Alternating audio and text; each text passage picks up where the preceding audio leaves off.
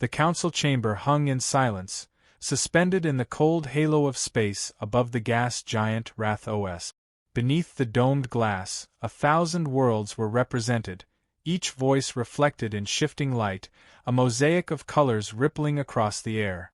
And at the center, beneath the sigil of the Galactic Concord, stood a single human.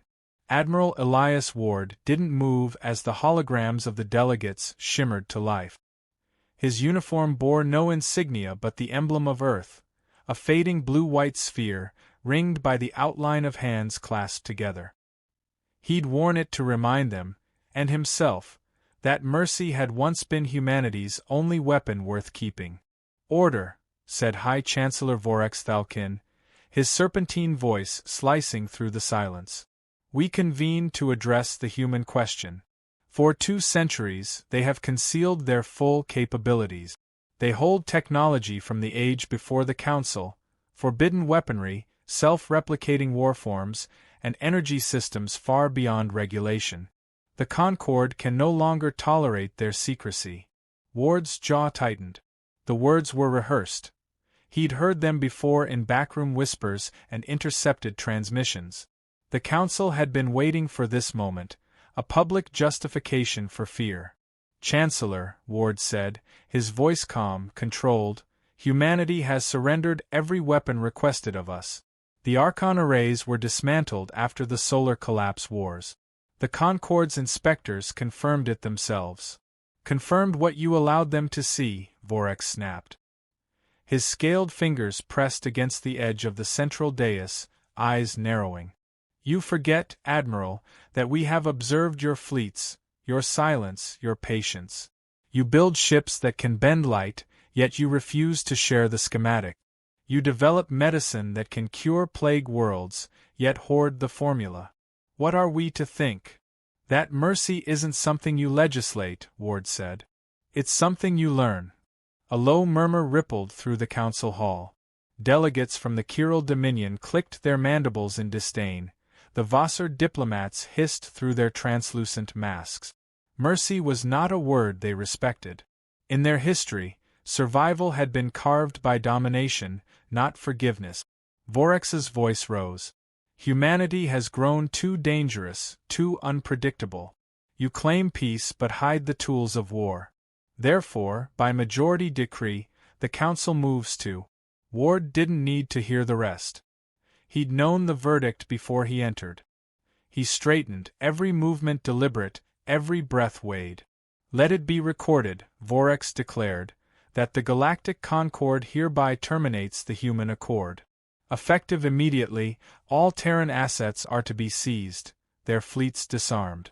Should they resist, military engagement is authorized." The vote passed in seconds.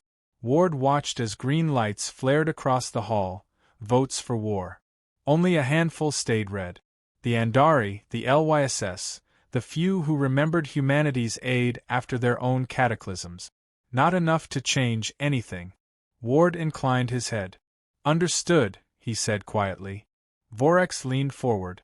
"Do you have anything to say on behalf of your species, Admiral?" Ward looked around the chamber. So many eyes, cold, judging, fearful. Yet in their fear, he saw something else, envy.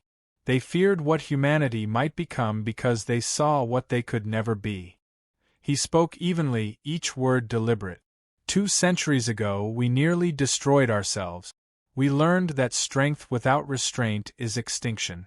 We offered the galaxy peace, not dominance. You mistook that restraint for weakness. You believe mercy makes us fragile." His gaze locked on the Chancellor's. "You're about to learn it's the only thing keeping you alive." He turned and walked away as the chamber erupted in noise, protests, accusations, warnings. None of it mattered now. The vote had been cast. War was law. The elevator hummed as it descended to the docking bay. The polished metal reflected his face, sharp, aged beyond its years. The faint tremor in his right hand betrayed the weight he carried. He clenched it once, forcing it still. At the base, his adjutant Commander Ren Ivers was waiting. "Sir?" she asked softly, her expression unreadable. "It's done." Ward nodded. They've declared war. Ren exhaled slowly. Orders. Activate the silent protocols. Recall every ship from Concord space. Cut transmissions. No response, no aggression. She hesitated. You think silence will protect us? No, he said. But it will confuse them. Fear fills the spaces they don't understand. As they walked through the hangar, crews stopped what they were doing. Engineers, pilots, Marines, every face turned toward him. No words were spoken. The silence was heavier than any battle cry. Ward paused before the flagship, Solace. Its hull shimmered with the faint blue light of Terran alloy, old but enduring. The ship was a relic of the solar collapse, reforged in peace and built to endure annihilation. He had once sworn it would never see war again. He placed his hand on the cool metal. I kept you asleep too long, he murmured. Ren watched him carefully. Sir, the fleet's asking, what happens if the Council attacks first? Ward looked up toward the vast field of stars beyond the hangar glass. Then we defend. But we do not strike first. Not yet. Permission to speak freely? Granted. Her voice dropped. They'll mistake restraint for surrender. Let them. His tone hardened. Mercy is never weakness, Ren. It's control. And control wins wars before they start. Hours later, aboard the Solace's command deck, the holomap flickered to life. Red markers bloomed across the outer systems, Council fleets mobilizing near the Terran borders. The galaxy had turned hostile overnight. Ward's senior officers stood around the display.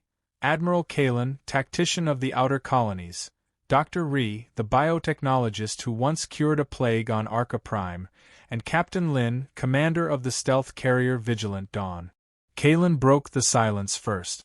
We can't hold all sectors, Elias. They'll hit our supply lines first. If they breach Mars, Earth's exposed. I know, Ward said. His eyes remained on the glowing lines of potential attack route. We'll fall back to Sol defense grid. Prepare evacuation orders for frontier colonies.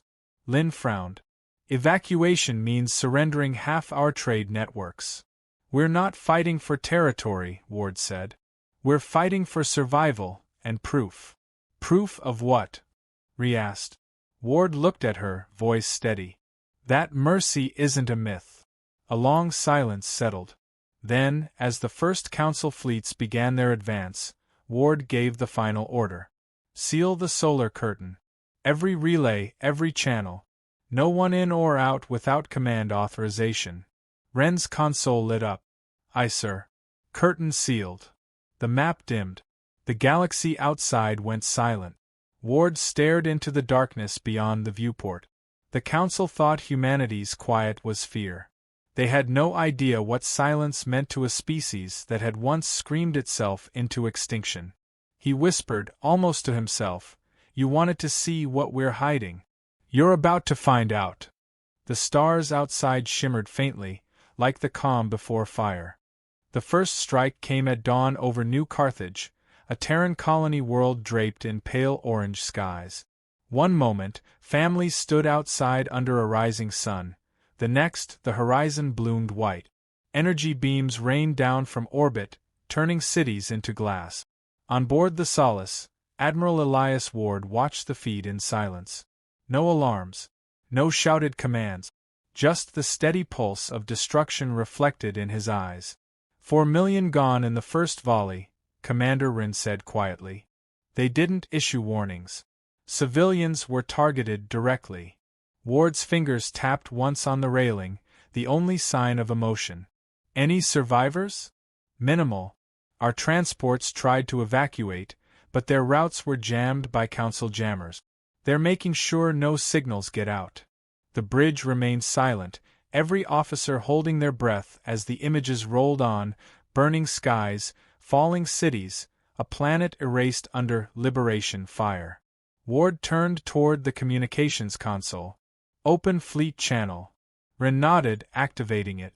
Across the stars, every Terran ship received the transmission.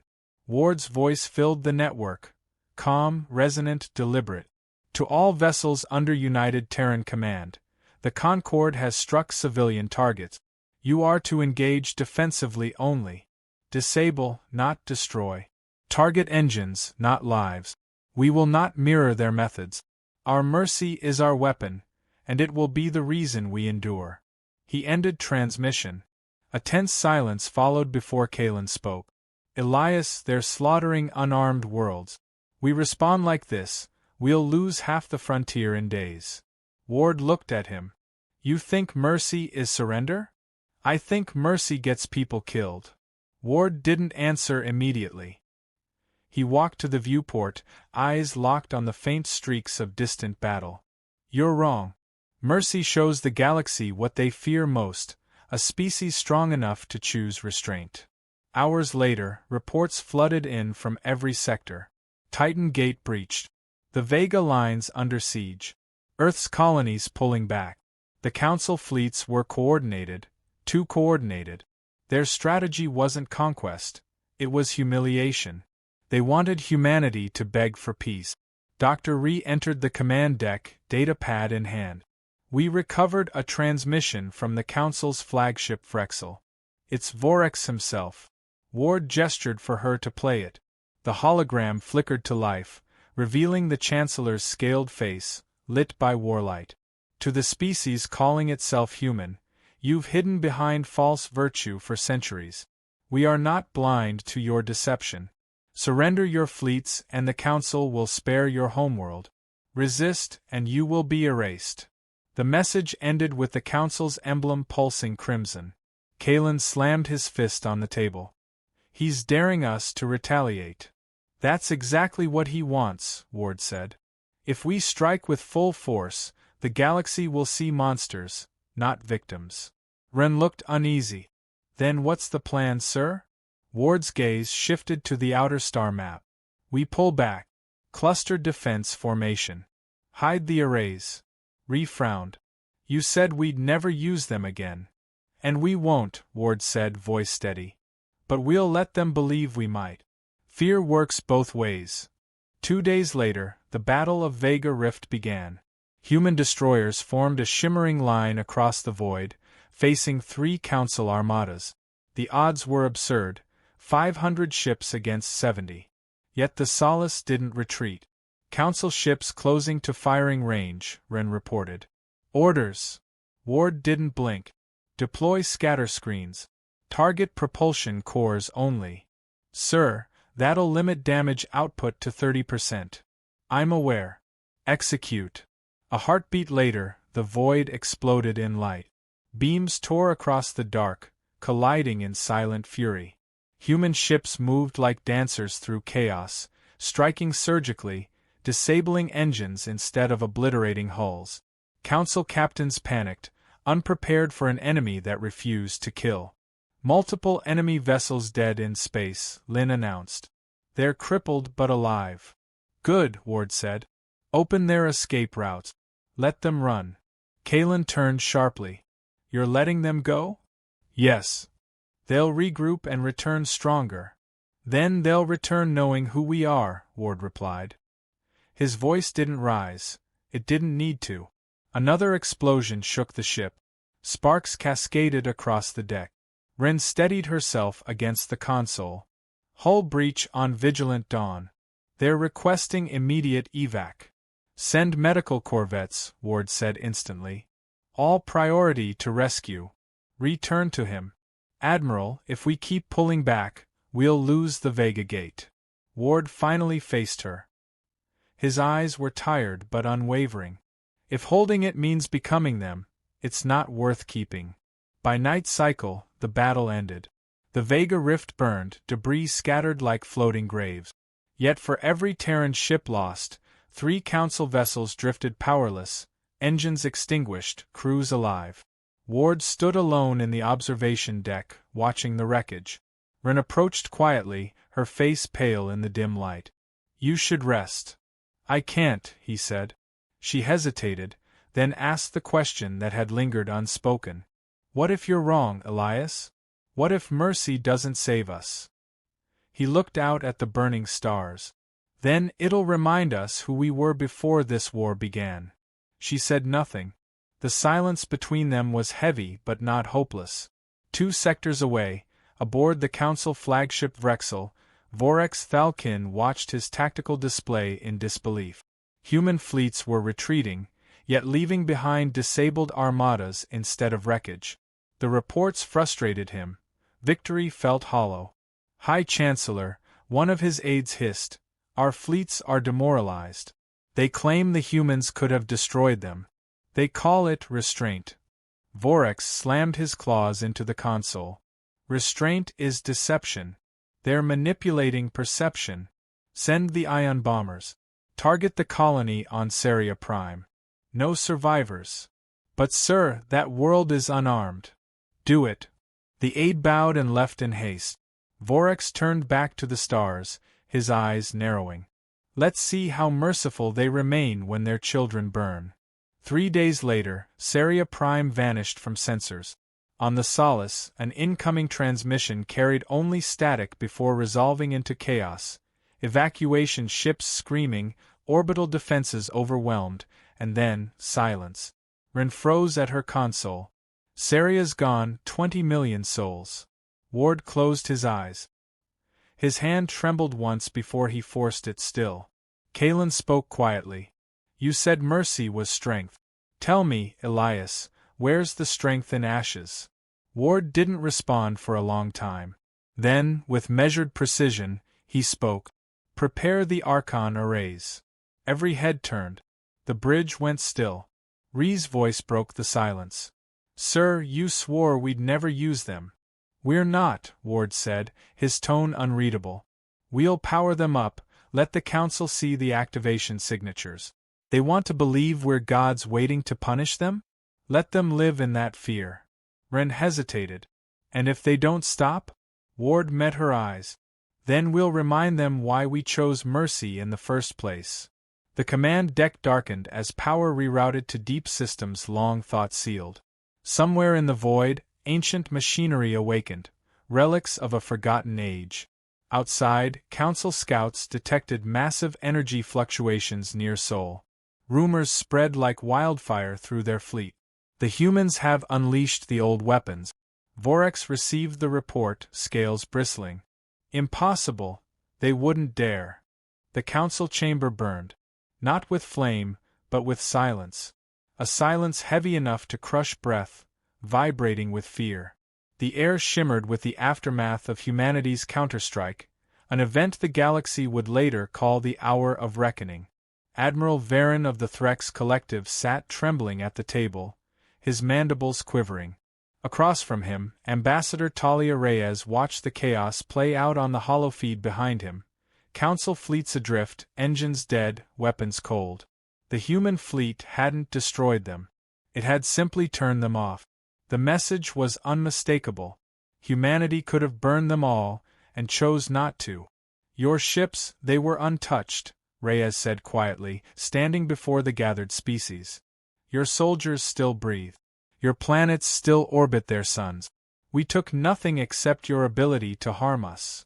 Varen looked up, eyes wide with disbelief. "You call this mercy?" Talia's voice held no anger, only a steady calm that silenced even the murmurs from the outer rows. "Yes. Because we could have chosen vengeance, but we remember what mercy cost. We earned it through our own extinction trials." Her words carried weight.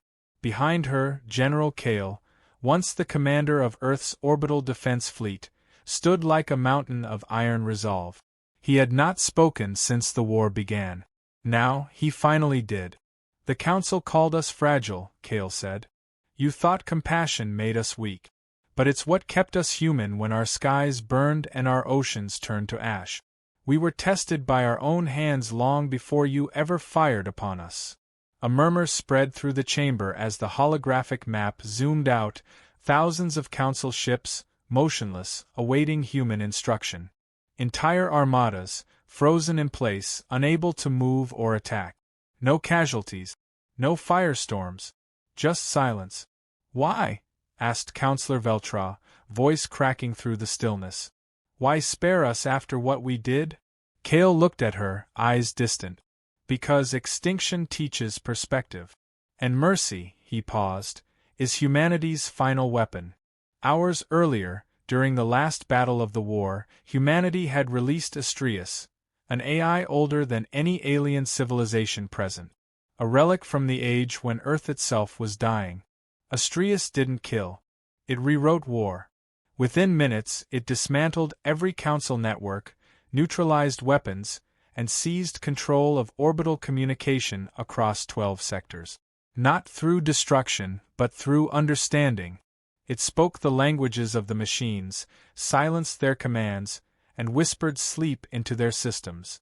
It was not conquest. It was containment. When the light from Astrius's activation faded, the human ships did not advance. They simply waited, holding position above the fractured Council world of Rethra. That patience terrified the galaxy more than any weapon ever could. Now, in the chamber, Talia Reyes stepped closer to the table, palms flat on the smooth surface. We didn't come to conquer. We came to end the cycle. The Council declared war because you feared what we might become. But you never understood what we already were. Varen swallowed hard. And what are you, Ambassador? Talia met his gaze, eyes like tempered steel. A species that learned mercy from fire. The words landed like a hammer. Kale turned toward her, an almost imperceptible nod, acknowledging that her diplomacy had achieved what war could not. From the back of the chamber, a young alien delegate, barely of age, stood. If you could do this to all of us, why stop? Why not rule the galaxy? Talia smiled faintly, sadness threading through it. Because rule is a burden for those without wisdom. We'd rather teach than reign. Kale spoke next, stepping forward, voice echoing through the room. You saw our strength as a threat, but it's restraint that defines us. Every weapon we've built, every world we've defended, was meant for survival, not domination. He tapped a control on his wristband, and a projection filled the chamber, Earth's surface as it once was. Cities scarred by fire, oceans acid black, skies torn open by storms. Then, slowly, it healed, green returning, cities rebuilt, oceans clearing. Humanity's rebirth. This is what we fought for, Kale said softly. To ensure no world endures what we did. Reyes turned to the assembly. We ask not for submission, but for cooperation. Humanity will share its technology, its AI governance systems, and its rebuilding protocols. But if you ever raise arms again, remember this moment. She paused, gaze sweeping across the delegates. We could have ended you. Instead, we're giving you a future. Varen bowed his head, shame washing over his features. Then humanity has proven what the Council never could. True strength lies not in dominance, but in mercy. For the first time in recorded history, the Council's chamber fell to one knee, not from defeat, but from realization. Outside the station's viewports, the galactic rim glowed in soft hues of blue and gold. The human flagship, Soul's Resolve, hung like a silent guardian above Rethra, engines dimmed. On board, Kale stood beside the AI core of Astrius, a sphere pulsing with soft white light. You've given them peace, Astrius said in a voice that was neither human nor machine. Do you trust they'll keep it? Kale exhaled. Trust? No. But peace isn't built on trust. It's built on understanding the cost of breaking it. He turned to the viewport, watching the alien fleets slowly reawakening, disarmed, humbled, alive.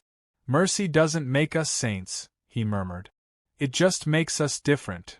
Later that night, Talia and Kale stood beneath the artificial stars of the human embassy dome. The war was over. The galaxy watched in silence. You think they'll ever see us for what we truly are? She asked. Kale looked up, his face illuminated by the cold starlight. They will. One day. When they face their own fire. Talia nodded. And when they do? He smiled faintly. We'll be there. Not to save them, but to remind them what mercy looks like. The stars shimmered above, reflecting across their armor, symbols not of power, but of restraint. Humanity had walked through extinction and come out carrying light, not vengeance. For the first time in eons, the galaxy had peace. Not because humanity was the strongest, but because humanity had learned when not to strike.